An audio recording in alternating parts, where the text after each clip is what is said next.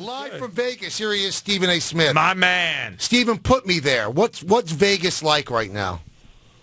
It's lovely. I can't complain. The company is lovely. The environment is lovely. The weather is approximately 93 degrees. I think all is well. I bet it is. Mm-hmm. How's the scenery, Stephen? The scenery is spectacular for a variety of reasons that are not fit for FCC airwaves, gentlemen.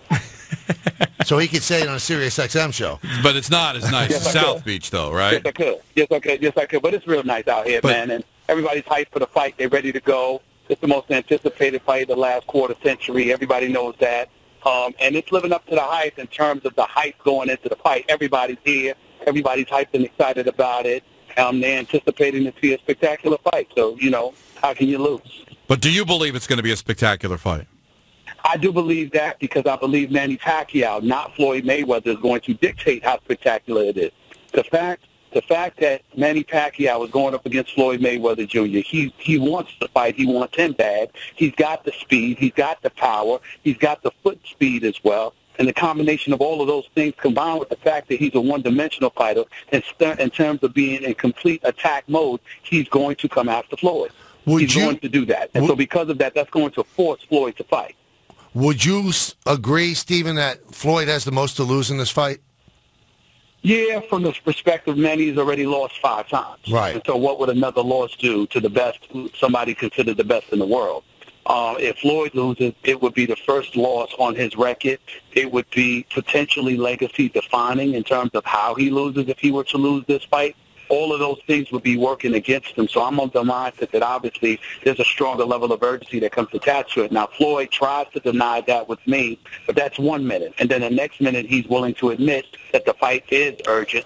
It is incredibly important. It's the biggest fight of his career, and he's got to be about the business of handling his business. So 1 minute he's knocking it down, and the next minute he's embracing it. So I think he recognizes the magnitude of the moment, but his history has shown the bigger the moment, the more he shines. No, Stephen, I was watching you guys on First Take yesterday, I believe it was, and Teddy Atlas was on set with you. And we all know, if you're talking about boxing acumen, he's at the tippy top of the list. And he seemed to think that Manny is going to win this fight, and he had some real strong conviction in that. I know you've been a guy who thinks Floyd is going to win, but did hearing Teddy Atlas say that change your mind at all about what's going to happen Saturday night? Not at all. Teddy Atlas, we all love him. We all know that he's a great boxing mind and what have you, but he's been wrong on many occasions. And this will be the next one he's wrong. The fact of the matter is that he's willing to even point out how he believes Manny Pacquiao could catch Floyd, but that Floyd is the bigger fighter. Floyd is the stronger fighter. Floyd is undefeated. Floyd is the better boxer. And so he's just saying that he believes Manny has the quickness where he'll end up catching him, and because he'll end up catching him, that's how he thinks Manny will win the fight. But basically by outpointing him, throwing points in bunches. I'm of the mindset that it's playing right into Floyd's hands, that Floyd is a magician in the ring, that he's a defensive wizard, and then after that, he's just going to handle his business. And I anticipate that that's exactly what he'll do in this fight. If Manny Pacquiao was as judicious as Floyd in terms of his willingness to throw punches and what have you, and was as careful, I would pick Manny Pacquiao to win this fight because I know he's got punching power. I know he has speed, and if he could get in and out and do those things, I would have no problem. The problem is that Manny Pacquiao only knows one way to fight. He keeps coming, and he throws punches in bunches, and he leaves himself open to get caught. Floyd is as precise as they come.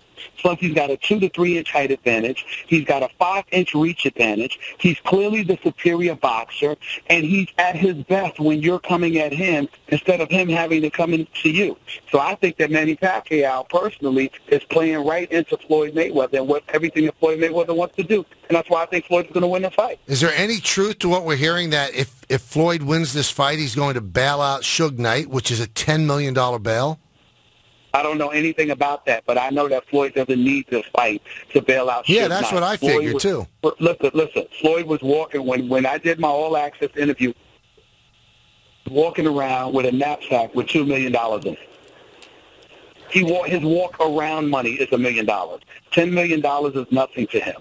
So if he was going to bail Suge Knight out, he certainly doesn't need this fight to pull it off. Floyd Mayweather is worth more than $500 million. He doesn't need this fight to bail out Suge Knight for $10 million. And I got news for you. Suge Knight doesn't need somebody else's $10 million to bail himself out. Suge Knight is worth considerably more than $10 million. So when that stuff comes out, it's almost as if he wants everybody not to like him. Yeah, because you'll end up wanting to buy the fight because you're that desperate to watch him lose. Right. And Floyd is banking on it.